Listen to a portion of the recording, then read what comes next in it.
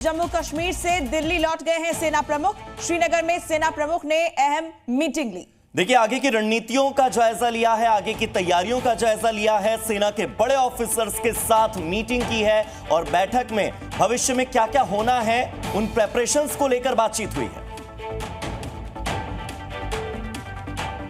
तो सेना प्रमुख जम्मू कश्मीर से दिल्ली लौट आए हैं। श्रीनगर में सेना प्रमुख ने अलग अलग दौर की कई महत्वपूर्ण मीटिंग्स की हैं और सैनिकों के साथ आगे की तैयारियों पर बात की है।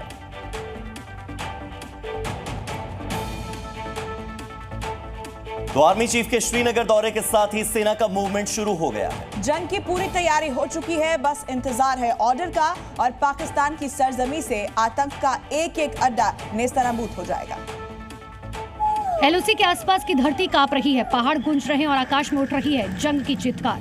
भारतीय सेना के भारी भरकम युद्धक वाहन, टैंक, तोप और सशस्त्र ट्रक एलओसी की ओर दहाड़ते हुए बढ़ रहे हैं। मीडिया की टीम इस समय पलामला सेक्टर में मौजूद है, जहां पर बड़े पैमाने पर सिक्योरिटी फोर्सेस की मूवमेंट देखी जा रही है। और ये कोई सामान्य मूवमेंट नहीं है, ये महायुद्ध की पूर्व पीठिका है। हर सैनिक की आंखों में है लौ की तरह जलता हुआ देश प्रेम और दिल में पहलगाम के बदले का अटूट संकल्प। एलसी के नजदीक जितने भी इलाके हैं वहां पर पूरी तरह से सुरक्षा बलों का अलर्ट है और साफ तौर पर जितने भी आतंकी इस इलाके में एक्टिव हैं उन्हें ढेर करने के लिए ये जो ऑपरेशन है वो बड़े पैमाने पर चलाया जा रहा है। इधर सिंधु नदी पर जल संसाधन मंत्री का बयान सामने आया। पाकिस्तान को पानी नहीं मिलेगा, एक एक बूंद पानी के लिए पाकिस्तान तरस जाएगा। तो पाटिल का कहना है कि किसी लीगल धमकी का कोई असर नहीं है, जो फैसला लिया है उसे तो पूरा करके रहेंगे। जल संसाधन मंत्री की ओर से दो टूक एकदम साफ स्पष्ट बयान कि पाकिस्तान को एक बूंद पानी भी नहीं मिलने वाला है।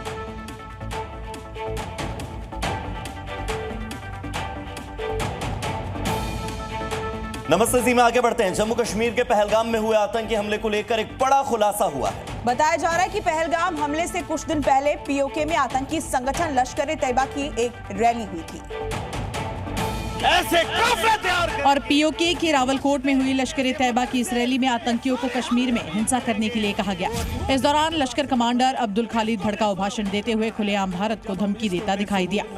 ये तहरीक शुरू की थी ये 95 में और 2001 तक जिस तरह हमने लाइनें लगाई थी, इंशाअल्लाह अज़ीज़ हम आपसे वादा करते हैं कि इंशाअल्लाह मुजाहिदीन की ऐसी लाइनें लगाएंगे कि मोदी को अपनी नानी याद आ जाएगी। पीओके में हुई रैली में जम्मू कश्मीर से धारा 370 हटाने पर भड़के लश्कर कमांडर ने घाटी में आतंकी वारदातें बढ़ाने और लोगों को मारने की धमकी दी। मोदी, बंद अदालत के अंदर तूने ये किया, कागज तेरा था, जज तेरा था, मैदान मुजाहिद का है, जरा करके देख। इंशाअल्लाह गोलियों की बौछार से हम तुम्हारी गर्दनों को भी काटेंगे।